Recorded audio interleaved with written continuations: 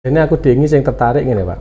Masalah tajam las kuwi piye lah sekedar kegiatan pramuka kan ya wis standar ngono kuwi lah. Cuma sing tak unik kuwi ada satu permainan sing aku dhewe sakjane ya tau ngalami sing anu panjat dinding. Oh, panjat dinding ya, panjat dinding. Aku jane pengen jajal tapi aku wedi. Waktu jajal pas powen matne semplah isin aku ora. Okay. Kalau saya pribadi katanya dengan kegiatan dari awal sekali kita bentuk panitia, kita nyampaikan bahwa ini adalah bersifat pestanya Pramuka Penggalan. Jadi saya pengennya memang mengusulkan dan menguatkan konsep permainan, tidak perlombaan. Nah, sehingga itu nanti akan berefek pada persiapan dari gugus depan peserta yang notabene ndak terlalu serempengan, mepet pun juga ndak apa-apa kan gitu. Jadi kepikiran ya permainan-permainan yang menantang dan terutama lagi agar mereka itu bisa berbaur. Jadi pembaurannya ini yang kita optimalkan. Itu kayak kerja sama, mungkin tenggang rasa dengan bolo-bolo nih lebih terbentuk no ya. Tidak hanya kalau yang terbentuk kan mungkin di setingkat satu tenda. Tapi kan yang ini adalah untuk lain dengan tenda lain. Sehingga konsep kita adalah dari dua masing-masing regu dua itu akan bergabung dengan regu yang lain untuk membentuk kelompok baru, menikmati kegiatan yang bersifat menantang dan menyenangkan. Jadi kan ada seperti timnya tarik tambang. Kalau bermain dengan regunya sendiri kan biasa. Nah, ini dengan regu baru yang mereka baru saling mengenal untuk akhirnya bekerja sama. Betul kenalan dhisik. Yang kembali yang Saman bilangkan bahwa ada dua kegiatan menantang, betul panahan ini menurut saya juga ekstrim. Ekstrim karena kalau anak panah sekali meluncur kan ya sudah ada yang menghalangi sudah. Jadi ini katanya juga menantang dan tetap saya usulkan untuk dimunculkan katanya apa biar pramuka tidak hanya tepuk dan nyanyi, tidak hanya mendirikan bagaimana membuat tandu, tidak hanya sandi dan sebagainya. Apakah itu tidak penting? Bukan, tetapi sekarang kita ngikuti perkembangan di gadget saja sekarang sudah gamenya sudah perangan begitu kan. Jadi sudah perang-perangan walaupun tanpa resiko. Resikonya menggeser waktu. Dan yang berikutnya yang lebih real lagi adalah kegiatan panjat dinding. Tadi yang Kak Tatang sampaikan itu benar, bahwa kemungkinan yang namanya jatuh dari ketinggian oraketang itu adalah 1 meter, pasti ada cedera. Dan saya pribadi kemarin benar-benar harus saya backup ini, artinya ya karena event saya punya usul, eventnya adalah kecamatan, kalau ada apa-apa berarti kan gitu ya akhirnya. Jadi namun kegiatan yang khususnya panjat tebing, panjat dinding. Oh iya panjat. Harusnya ini yang asli ya, kalau ini masih palsu. Karena panjat dinding itu penuh dengan rangkaian Kak. Pada rangkaian pertama itu kita hanya ngadopsi dari kuartir ranting lain, ya kan dari bolang. Itu kita ngadopsi. Sedangkan kita belum punya alat. Akhirnya kita berusaha untuk mewujudkan alatnya. Setelah berusaha untuk mewujudkan alat, kita tetap konsultasi dengan teman dari Pagerwojo. Dia adalah aktivis panjat tebing dan panjat dinding Tulungagung. Berikutnya juga aktivis outdoor tim yang ada di Karangrejo. Terus kita kerjasama dengan jasa pengelasan. Berarti banyak pihak yang dilibatnya Pak ya? Pihak. Sehingga tingkat safety-nya itu ya lebih mengarah pada 50% ke atas walaupun tidak sampai dengan 100%. Dari situ dan tentunya uji cobanya tidak hanya untuk seukuran peserta didik, tapi uji cobanya adalah usia untuk dewasa. Seberapa kuat ini yang namanya kekuatan dari papan maupun batu poinnya. Jadi logikanya kalau yang besar aja masih kuat, berarti yang kecil alwi lebih aman toh? Iya betul. Nah, gitu. Betul. Dan ada satu lagi kaitannya dengan poinnya. Poinnya itu kemarin kita ada lucu bahwa pertama pilihannya adalah kayu yang kita bentuk sedemikian rupa, terus kita tempel dengan baut. Tapi tekstur kayu yang cenderung licin itu akan mengurangi kenyamanan. Akhirnya kita agendakan yang pakai semen, cetak semen. Dari atas, Pak. Nah, cetak semen itu dapatnya keras, memang harusnya memang keras. Cuma kembali lagi pada teksturnya lagi, tekstur sama bentuknya.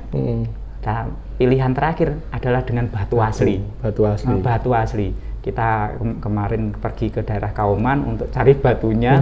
Setelah datang batunya, Genting bingung. Tahap berikutnya bingung adalah bagaimana ngolahnya untuk bisa nyaman di papan, di papan. Akhirnya kita kerjasama dengan produsen batu hias yang ada di Mujarum untuk kita kepras dan kita bor, sehingga ya kebanggaan tersendiri buat saya bahwa poin kita menggunakan batu alami.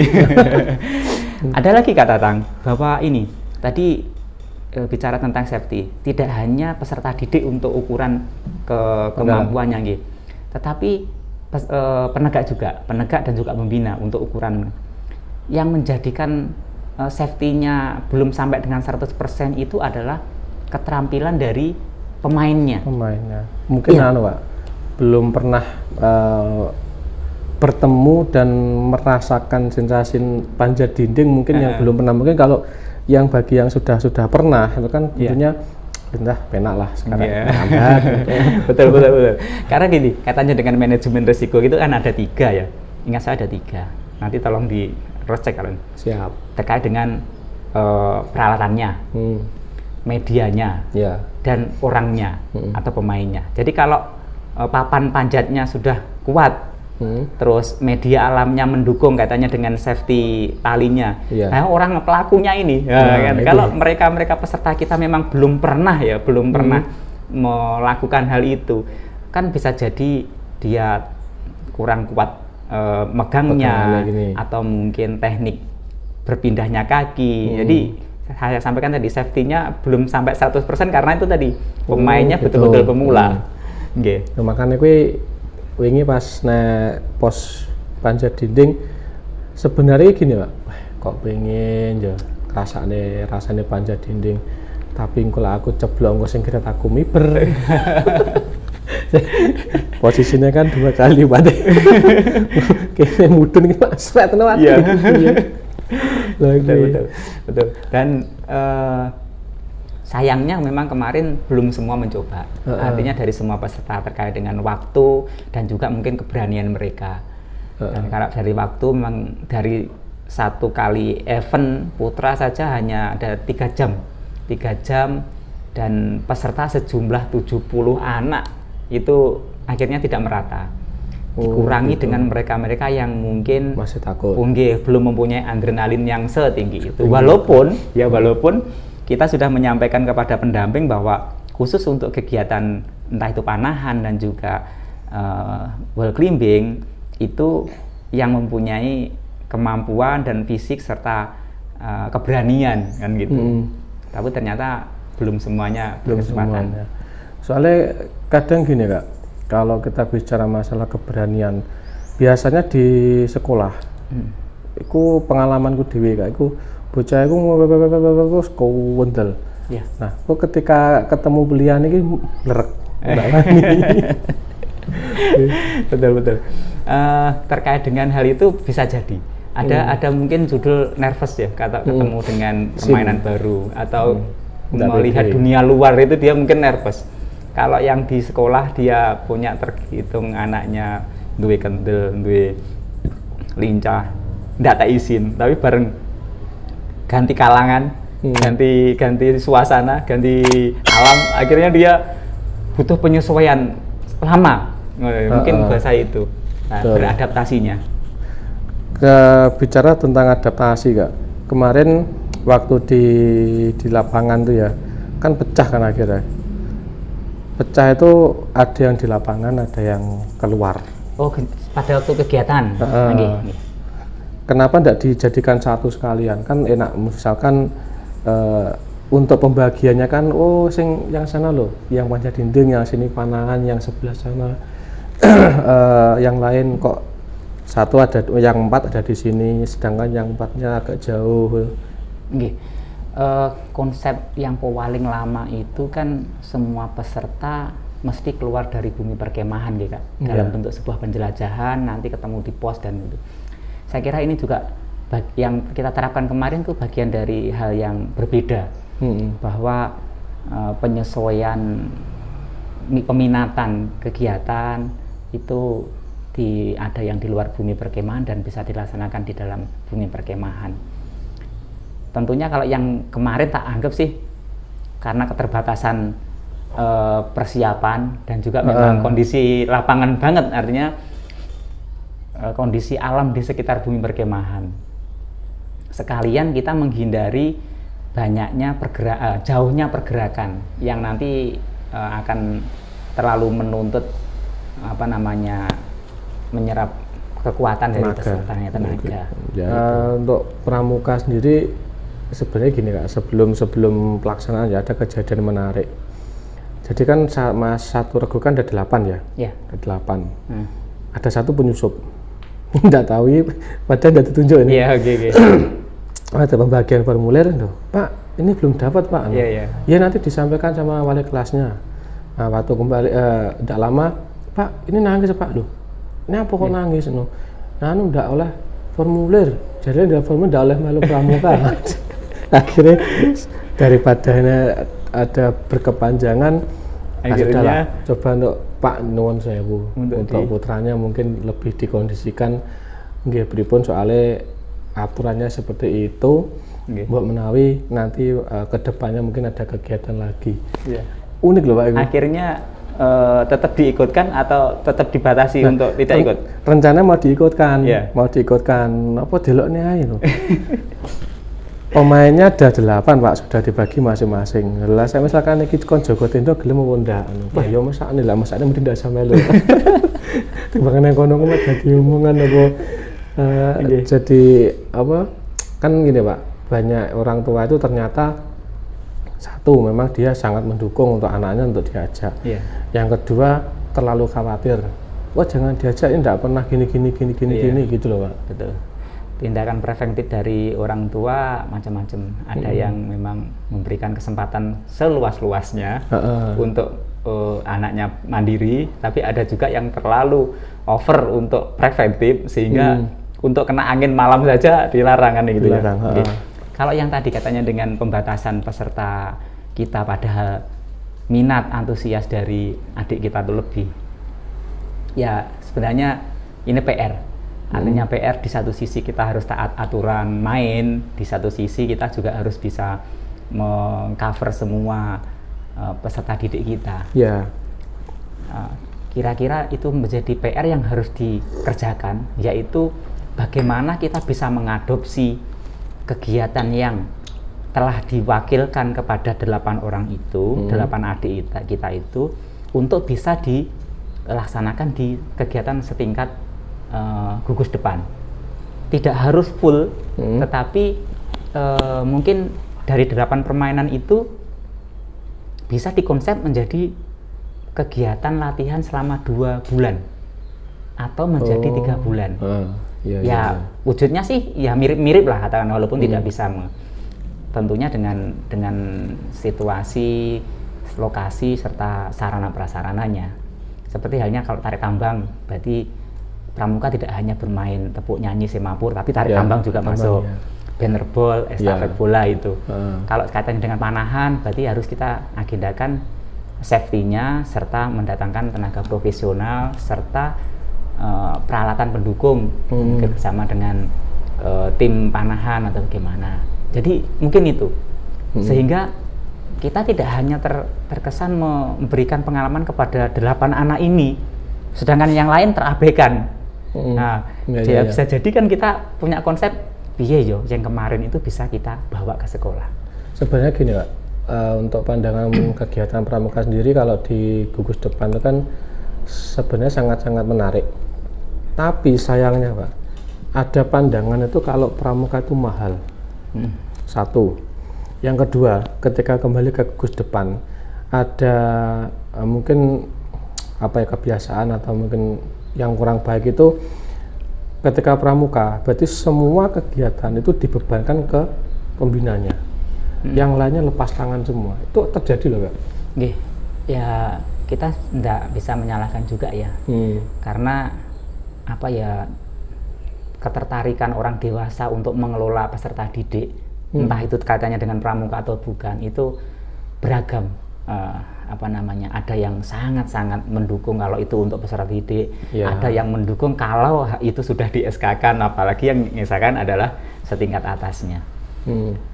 Butuh kerjasama kita semua untuk menjadikan generasi kita itu bagus kan, ya, itu kalau ada kerjasama. Sayangnya banyak sekali orang-orang itu kalau mau kita melatih anak, sing dilatih apa?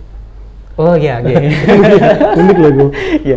Yang tanyai sing dilatih ki apa lho? Ini lo pesta. Ini bukan lomba. Kalau lomba ada materinya. Kalau pesta paling enggak poin A, B, C, D. Enggak usah panjang-panjang. Apa aku enggak usah ngelatih. Nah, itu. Saya kepikiran ini, Kak. Kita tadi di depan sudah berbicara tentang bagaimana generasi muda kita itu katakan sopannya tidak hilang. Keberaniannya tetap dan bisa gampang beradaptasi dengan luar ruangan katakan gitu. Itu mungkin saya bisa ngambil contoh yang sekilas tadi kepikiran di saya. Untuk keperluan latihan pramuka itu tidak hanya mengedepankan bagaimana mereka itu bisa mengikat tongkat dengan tali, tetapi kita sistem bahwa satu orang yang kita ajari itu bisa mengajarkan kepada 2 orang, 2 orang kepada 4 orang. Setelah itu dengan metode itu diharapkan satu orang ini bisa menularkan, bisa mengkomunikasikan dengan sopan tentunya. Jadi tidak hanya Jadi saya kira tuntutannya adalah bukan apa yang dilatihkan, tetapi bagaimana metode melatihkannya agar metodenya. Jadi intinya ya hanya bermain simpul, tetapi tidak kita sendiri yang ada di depan mereka 8 orang atau 10 orang terus praktek. Kita bisa menggunakan metode 1 dari 2 orang mereka yang paling cerdas atau yang paling tangkas kita ajari dulu, untuk selanjutnya mereka sebar. Dengan sistem sebaya harapannya mereka bisa mendampingi. Setelah kegiatan selesai, setelah latihan selesai pun mereka masih punya kesempatan untuk bertanya kepada temannya tadi. Berarti kalau di konsep seperti itu kan karakter untuk bekerja samanya dapat, komunikasi dapat. Dia tanggung jawab untuk ini ya, belajar ini ya, mengajari teman-teman, menularkan kemampuannya. Itu kan sebenarnya kan pramuka itu kalau di konsep dibilang seperti itu salah satu sarana pembentukan karakter. Cuma sayangnya itu gini Kak, masih banyak pandangan kalau pramuka itu mahal. Ya mahal. Ya kalau mahal sih kita harus mengaca juga ya. Kita punya kode kehormatan pramuka di poin ke-7, hemat, cermat, dan bersahaja. Bahwa segala bentuk kegiatan kita sebisa mungkin tidak terlalu komersil, berjalan apa adanya sesuai dengan kemampuan. Mulai dari cara berpakaian, ya seperti yang sudah diaturkan dalam SK-nya. Walaupun ada aksesoris, tapi aksesoris yang umum-umum saja. Kalau mau ada kegiatan, ya tidak harus yang bersifat mewah. Ada juga yang ini, media latih kita itu tidak harus menggunakan yang beli, tetapi yang ada di lingkungan. Namun, saya juga ngalami yang di gugus depan SMA. Setingkat penegak itu daya tariknya dengan kegiatan adalah dengan hal yang baru, yang notabene juga agak mahal sih. Peralatan panjat, terus selanjutnya untuk kompas bidiknya harus berapa macam, terus kegiatannya harus di alam betulan, berarti ini agak mahal ini, artinya tidak harus menjelajah, tapi kemampuan untuk peta-pitanya, dukungan P3K-nya juga lebih, resikonya juga lebih, akhirnya juga mahal juga. Namun ya kembali lagi tadi bahwa ini bagian dari usaha untuk bagaimana kita mempersiapkan generasi penerus kita pahlawan dulu katanya harus dengan jiwa dan raga bahkan harta benda. Kalau kita mungkin masih jiwa dan raga, masih dengan hanya harta benda saja. Untuk jiwa dan raga belum mampu. kadang sing gini yang agak susah itu merubah pandangan orang kalau pramuka itu mahal. Soalnya pernah itu gini Kak, waktu kalau tidak salah ya kegiatan di Tulungagung, terkadang mahalnya itu kalau kita peralatan sudah punya semua, tali, tongkat, tenda dan sebagainya sudah punya. Mungkin yang mahal masalah konsumsi kan terlalu besar juga. Terus tak tawarkan gini, kalau misalkan anak diajari masak gimana? Toh masakan nanti juga dimakan bareng-bareng. Di awal-awal itu masak enak ndak enak yus kita pangan. Ayo dipangan dan itu ada pembelajaran tersendiri. Kemudian ya namanya anak baru masak, istilahnya lah boso kolam Kak. Iwake karo kolame banyu kah banyune itu kayak belumbang. Rasanya anyep dan itu habis.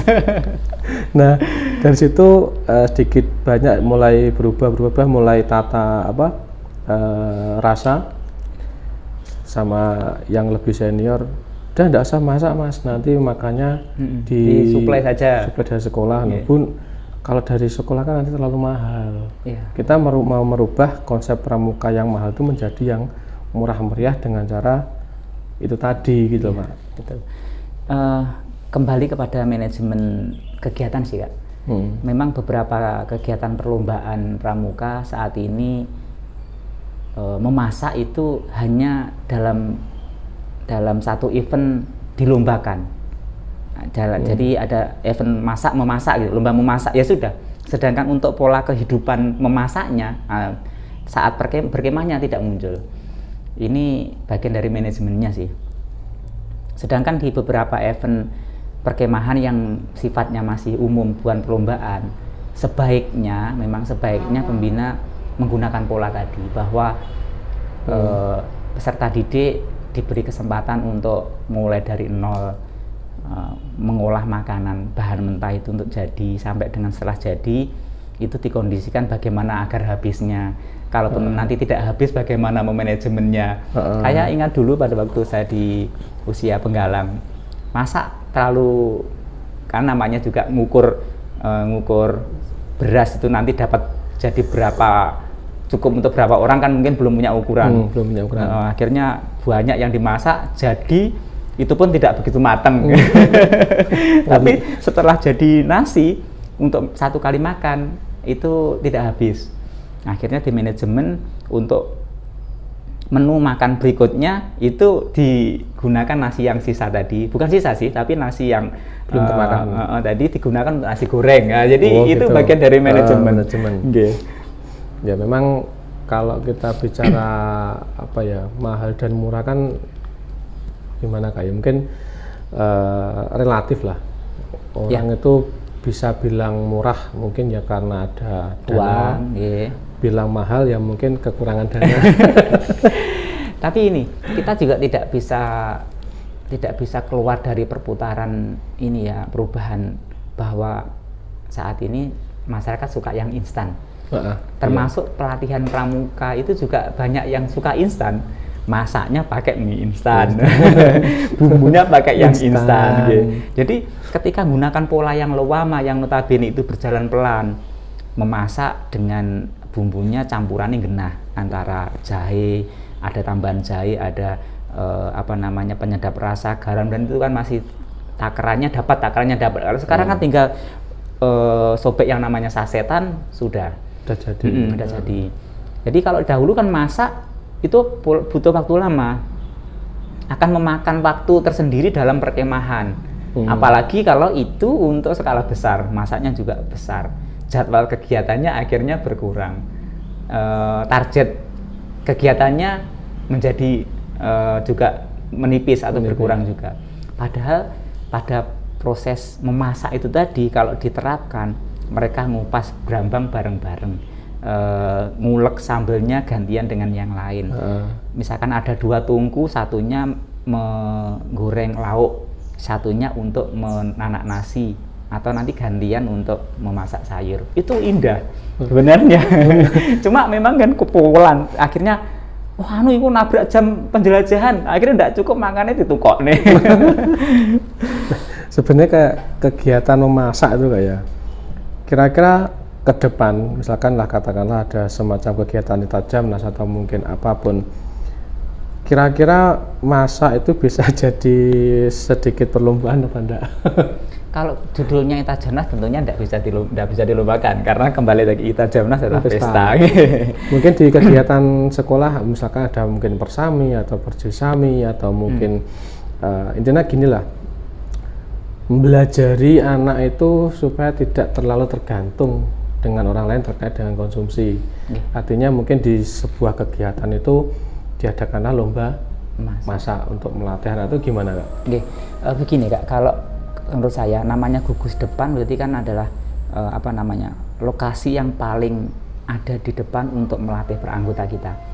Jadi setiap ada kegiatan di tingkat gugus depan, sebisa mungkin kita melatihnya masak di situ, melatih berhematnya di situ agar tidak mahal. Contoh, membawa adik-adik diminta untuk membawa berasnya sekian gelas, bumbunya sekian, kita tinggal belikan sayur sama lauknya. Mereka memasak sendiri.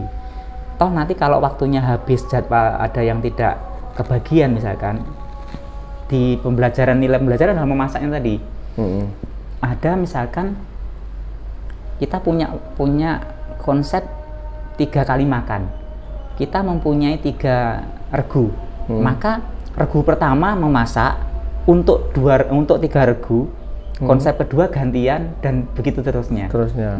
Sedangkan kalau memang bentuk kegiatannya sudah sampai ke tingkat Itajamnas, tingkat ranting atau mungkin perlombaan LT, ya mungkin tuntutannya jadwal itu terpenuhi, terus akhirnya konsep memasak oleh peserta tidak bisa dimasukkan, pola makan bersama itu mungkin lebih bisa berhemat. Jadi bukan lagi nasi kotak, tetapi ya didatangkan nasi sudah dengan bakulnya, lauk ngambil sendiri, itu mungkin kok bisa berhemat. Dengan cateringnya adalah dari guru sendiri, mestinya berhemat ya.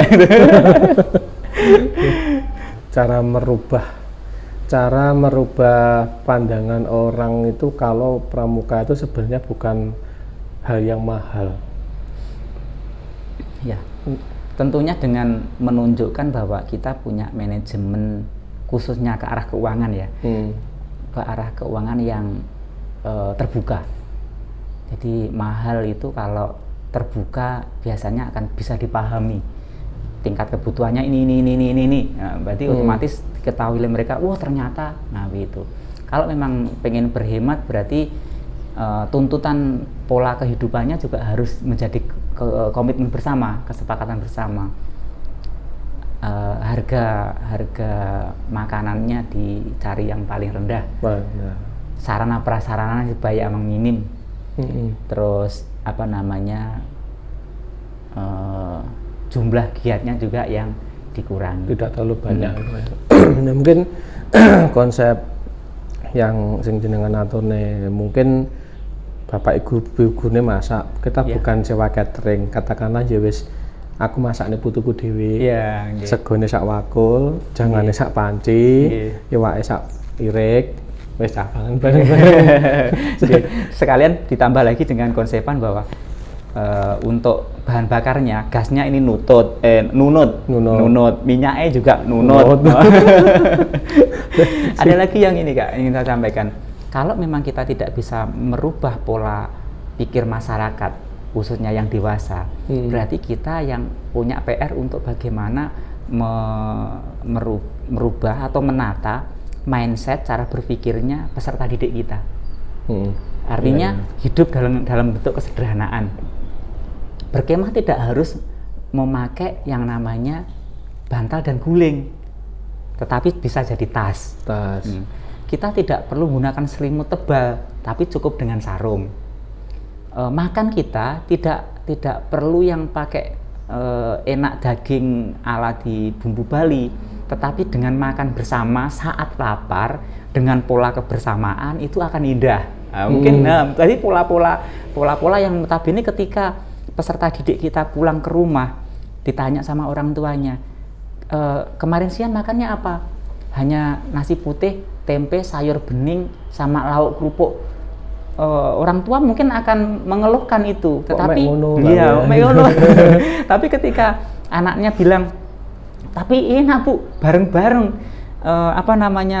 bareng dengan teman-teman, malah satu piring bisa berdua, kita malah tanduk kan itu. Jadi ketika melihat anaknya tidak mengeluh, malah gembira dengan itu, mungkin orang tua bisa jadi serta-merta, walah, yang pentingnya ternyata bukan kok nih enaknya makan, tetapi adalah bagaimana nuansa ketika kita makan. Nah, itu yang mahal. Sebenarnya yang mahal tuh itu loh, di situ loh. Iya, iya. Jadi pengalaman mungkin yang bisa cuma terjadi saat itu toh. Momen-momennya ketika berkumpul, wayai aku njuko iki kok rebut, wayai aku mangan iki kok jaluk. Yang mungkin kedepannya kan mungkin wah aku mbiyen tahu oke makin ngono kali. Ceritanya kan ngono ya.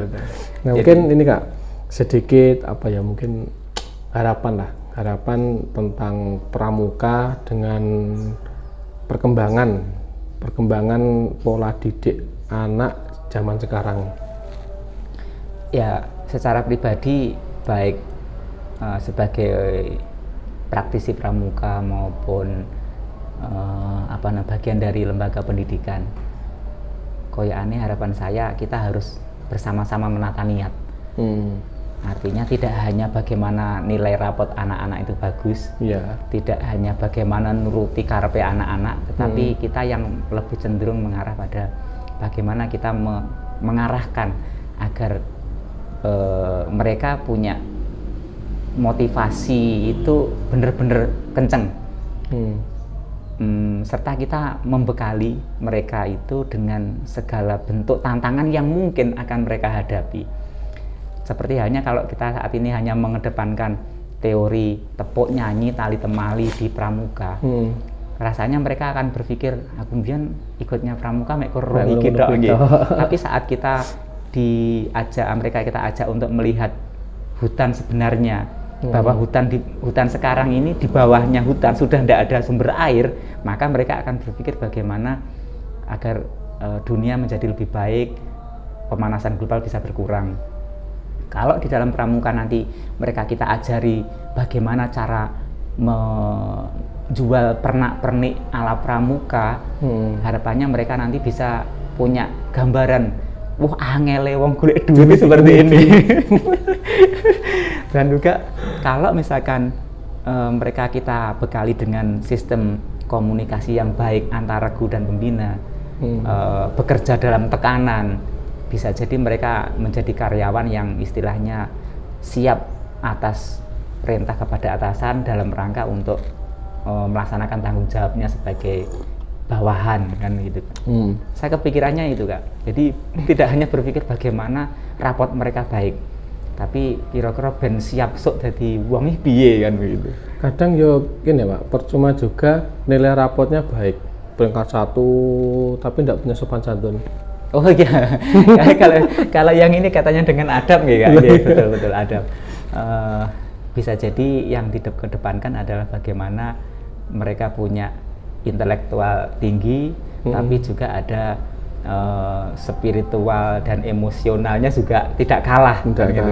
Iya. Karena bagaimanapun juga mereka punya kemampuan tinggi itu juga bukan atas dirinya sendiri, tapi dukungan dari orang lain.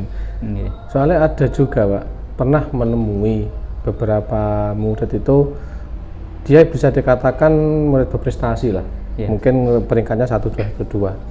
Yang satunya ini kalau di dalam kelas itu mungkin dari bidang akademik dia rendah, tapi non akademiknya tinggi. Nah pernah tuh waktu ketemu lah, yang akademiknya tinggi itu cenderung diam. Ketika bertemu dia cenderung cari selingan, biar enggak berpapasan muka. Tapi yang non akademiknya tinggi, yang katakanlah akademiknya rendah, ketika ketemu, Pak, pripun kabar? Menyapa, lebih ramah. Betul. Yang sering saya jadikan guyon begini Kak, kalau ada seseorang yang istilahnya kena loro watuk, kuwi obatnya penak. Tapi loro watak, ini kita memang butuh lama terapinya ini. Wataknya untuk sopan santunnya perlu ditingkatkan. Ini mungkin juga suatu ketika butuh yang namanya sentilan, bahwa apa yang mereka lakukan itu tidak tepat. Dan ini Kak, kedekatan kita selaku pembina kepada peserta didik ini sebenarnya yang menjadi modal utama kita untuk merubah itu. Betul.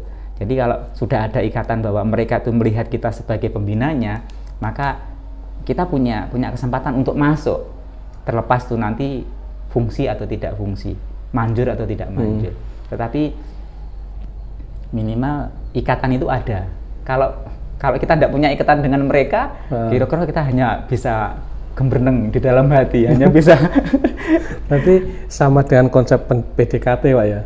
Ketika mereka nyaman dengan kita, berarti kita bisa masuk ke mereka dan akhirnya bisa mengarahkan mereka sesuai dengan arahan dari kita.